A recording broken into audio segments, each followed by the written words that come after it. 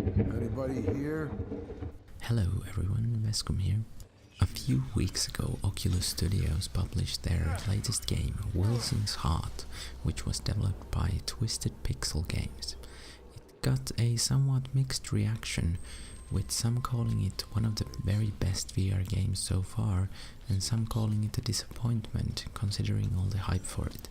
Since it is a horror game, I was initially thinking that I'd pass on it, since I'm not really a fan of horror. But then my curiosity got the better of me. I wanted to try what a high-budget horror game in VR would be like.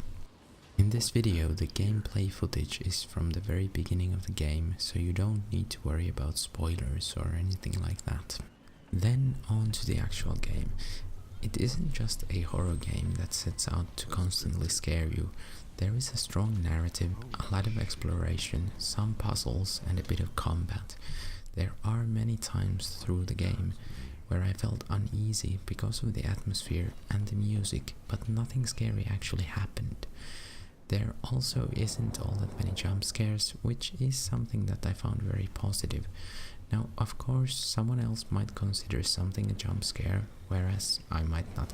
So I guess your mileage may vary on that. But at least for me, it was more about a constant suspense type of horror rather than jump scare style thing. The game uses a node-based teleport system, however, of course your character isn't actually teleporting.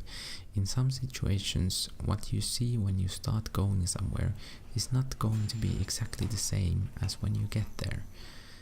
You may also end up in a slightly different place than you might imagine based on the image of your character that shows the node. Some nodes only become available after certain tasks have been completed, while others get completely removed in a similar way. That can in some cases be a bit annoying if you wanted to check something out and you end up picking up an item that then locks you out of those nodes that you hadn't checked yet. There is always that thought, did I miss something interesting? Most of the time that is a no. But there are some radios etc. that you might miss if you pick up certain items before checking all the nodes. The node-based teleportation focuses the game to be about experiencing the story, and I was quite surprised how well it worked. I didn't really miss free teleportation or stick-based movement, even though the node-based system gives a lot of clues for solving the puzzles, which makes most of them very easy or even trivial. On the other hand, there are a couple of puzzles that felt unintuitive and took a while to figure out.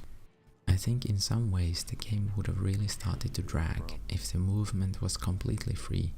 With this system, the game flows forwards at a nice pace and it helps the narrative shine.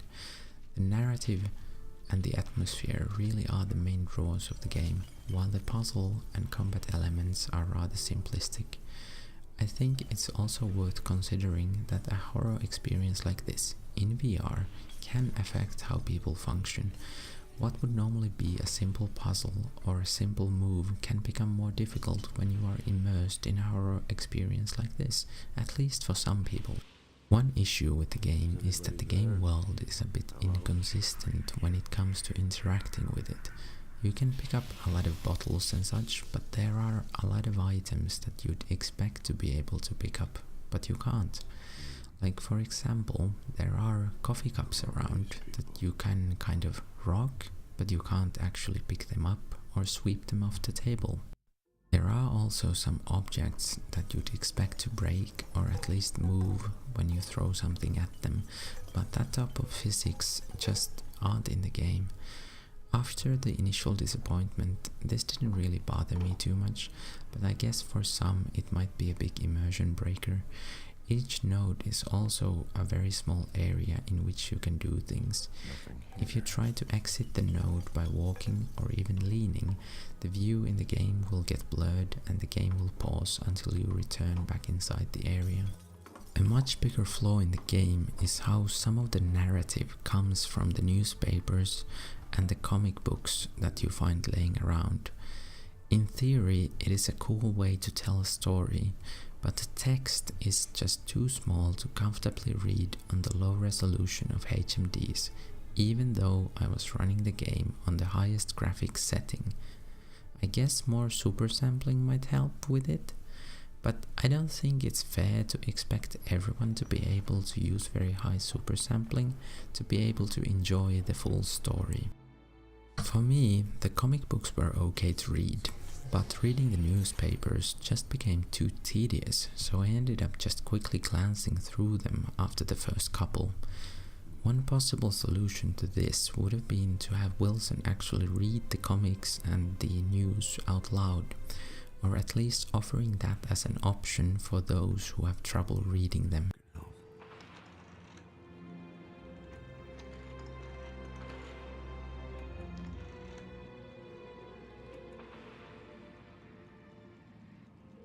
Operator, may I direct your call? I'm a patient here in the hospital. Look, something is wrong. I'm not sure what is going on, but It's you.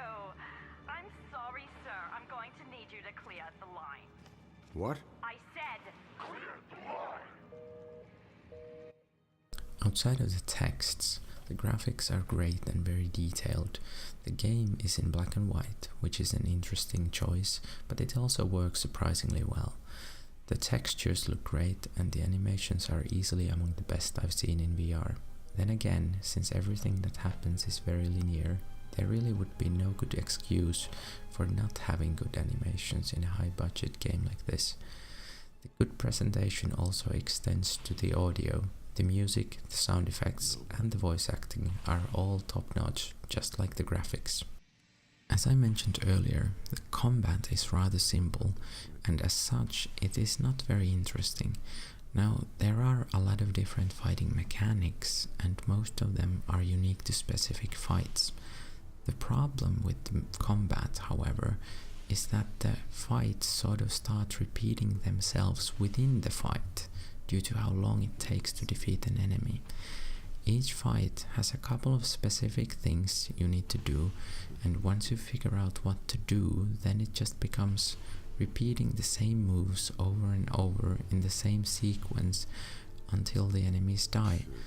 The good thing about the system is that there are checkpoints during the fights, so you don't need to play through the whole fight again if you die in the end.